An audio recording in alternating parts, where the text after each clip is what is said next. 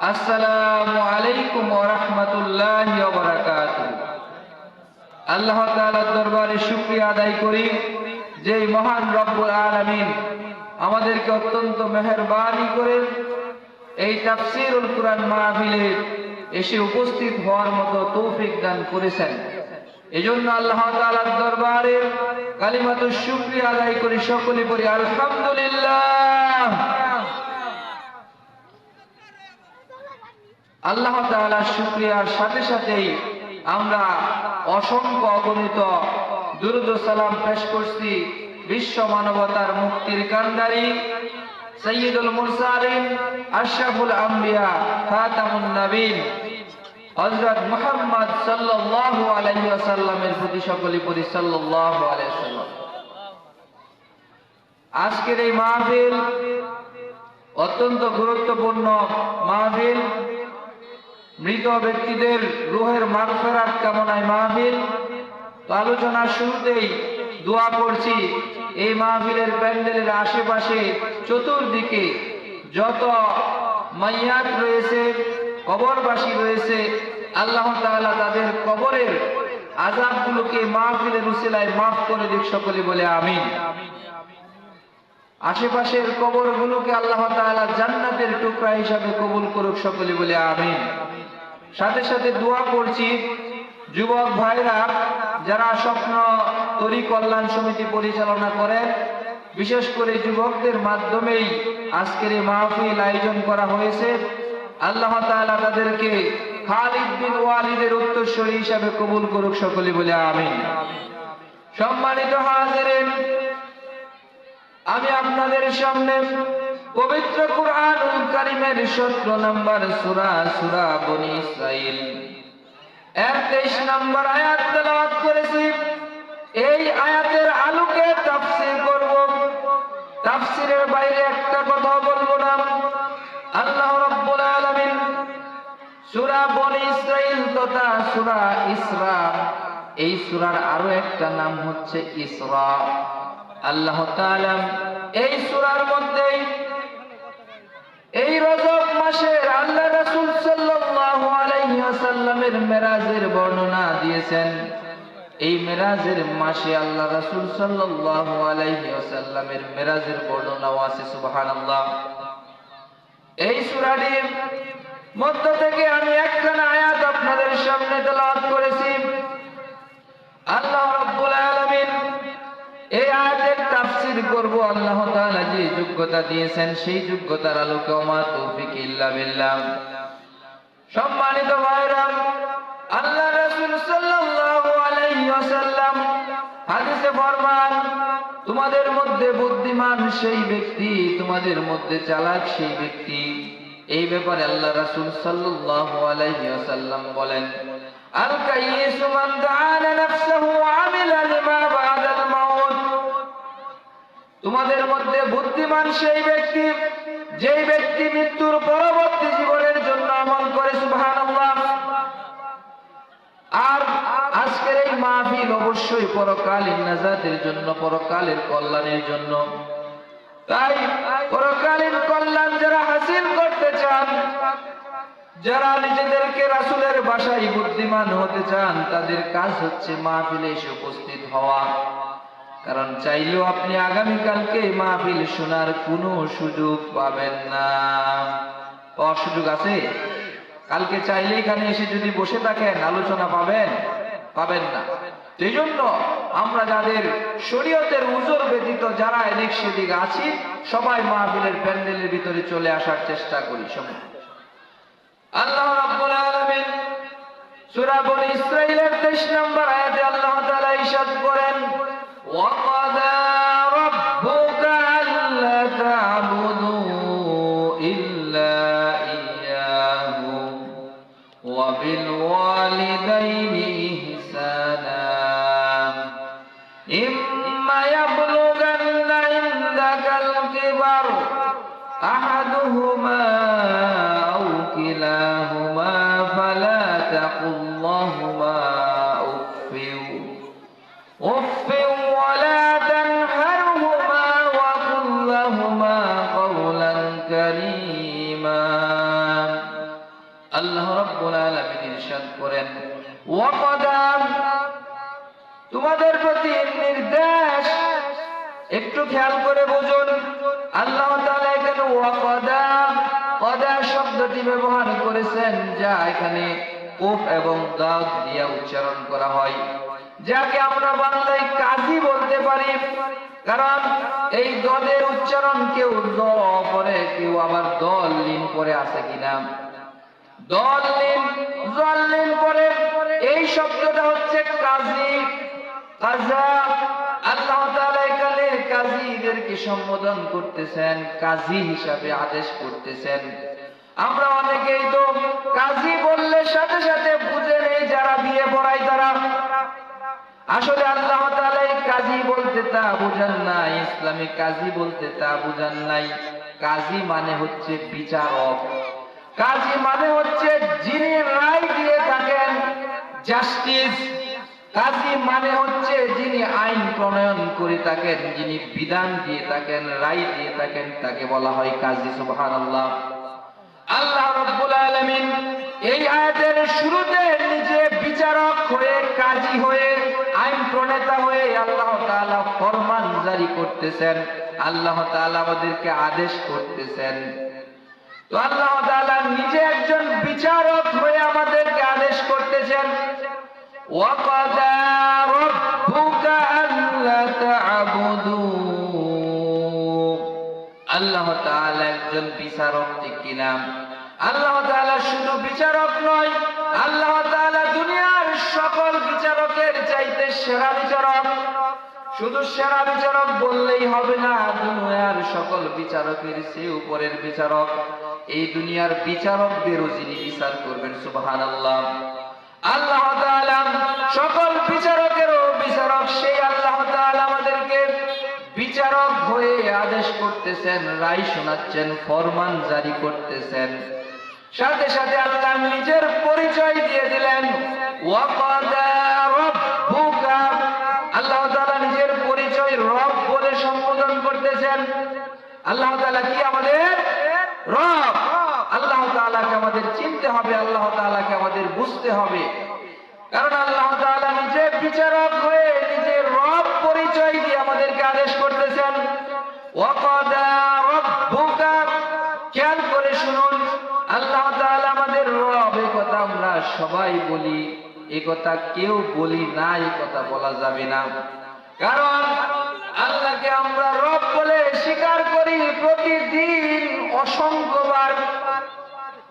কিভাবে? খেয়াল করে দেখুন, আমরা যখন নামাজে দাঁড়াই, তাদের কাজ হচ্ছে প্রথমে আমরা সূরা ফাতিহা পড়ি, ঠিক কিনা? সূরা ফাতিহার শুরুতে আমরা বলি আলহামদুলিল্লাহি রাব্বিল আলামিন। রব্বিল মানে রব, আমরা পরিচয় দিচ্ছি।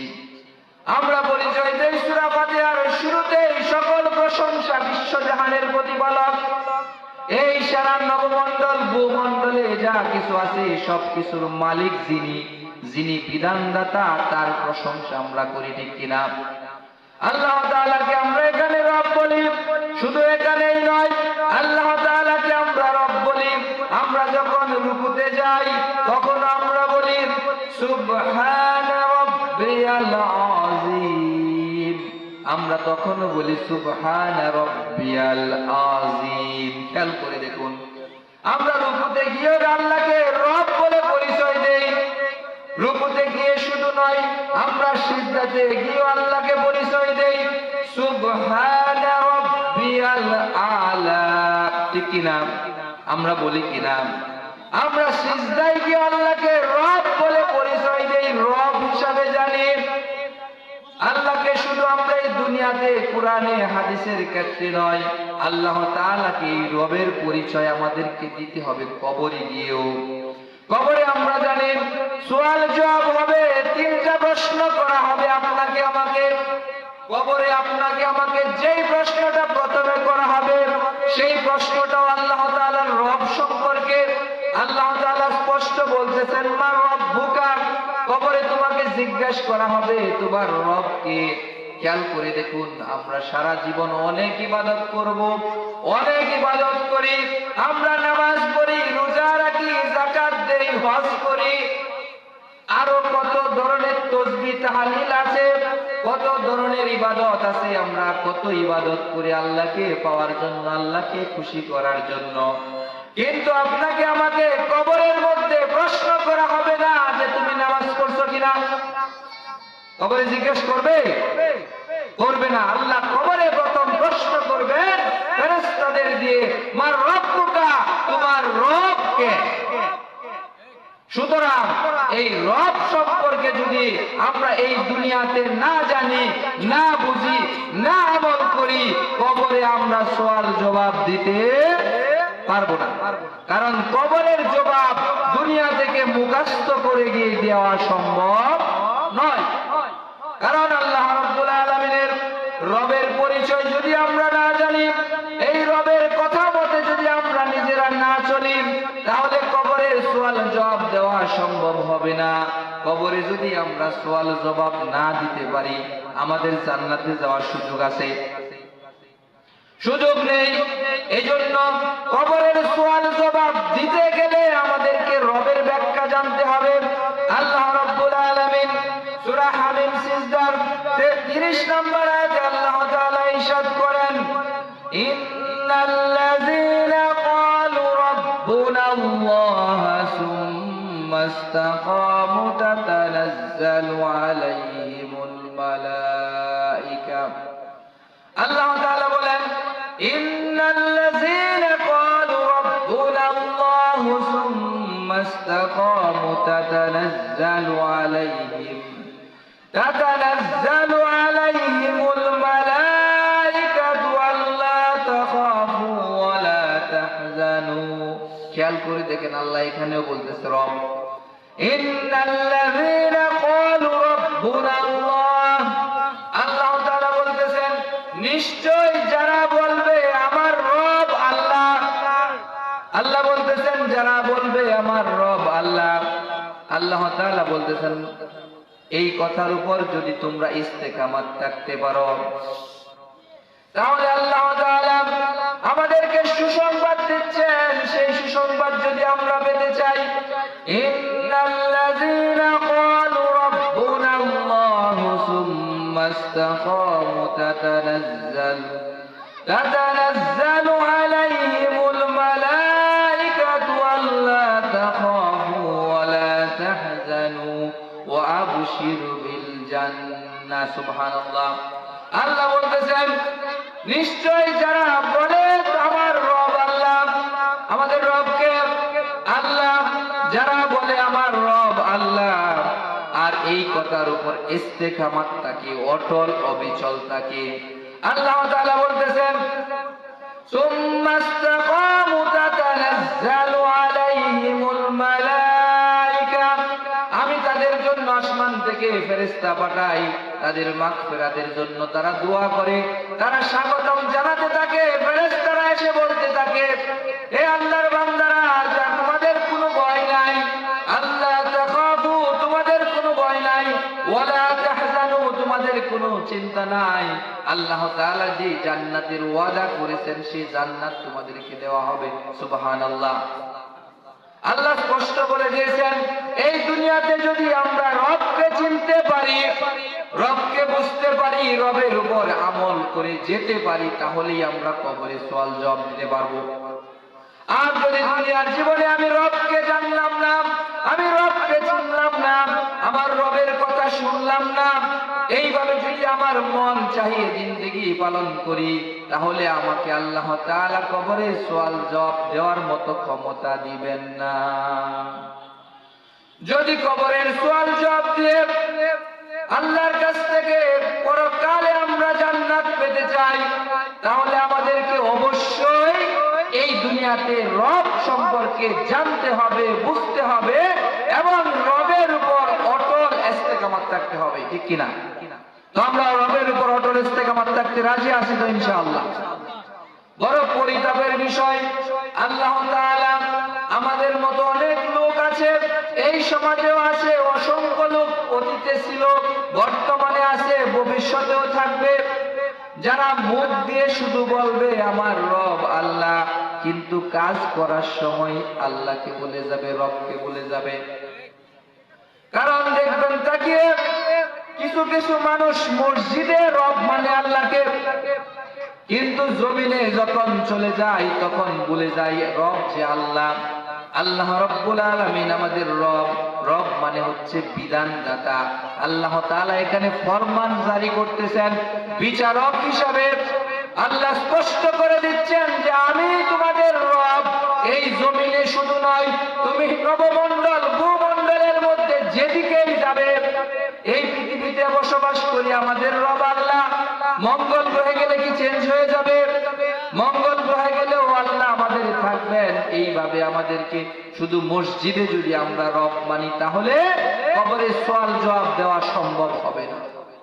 এজন্য আমাদেরকে আল্লাহ তাআলাকে মানতে হবে সকল ক্ষেত্রে। কারণ দেখবেন আমরা অনেকেই আছি যারা মসজিদে আল্লাহ তাআলার বিধান মানি, কারণ মসজিদে কোরআন হাদিসের বাইরে কিছুই করি না, কিন্তু মসজিদ থেকে বের হয়ে গিয়ে আল্লাহকে আর মানি না। কারণ আমার ব্যবসার ক্ষেত্রে, আমার চাকরির ক্ষেত্রে, আমার পরিবার জীবনে, আমার সামাজিক জীবনে, আমার রাজনৈতিক জীবনে তখন আল্লাহকে ভুলে যায়। এই জন্য আল্লাহ তাআলা অত্র আয়াতে স্মরণ করিয়ে দিচ্ছেন, ওয়াকাদা রাব্বুকা আল্লা তা'বুদু ইল্লা ইয়্যাহু। আল্লাহ স্পষ্ট বলে দিচ্ছেন, আল্লাহ তাআলা বিচারক হয়ে রায় জারি করতেছেন, ফরমান জারি করতেছেন। আমাদের রব হয়ে একমাত্র ইবাদত করবে আল্লাহর।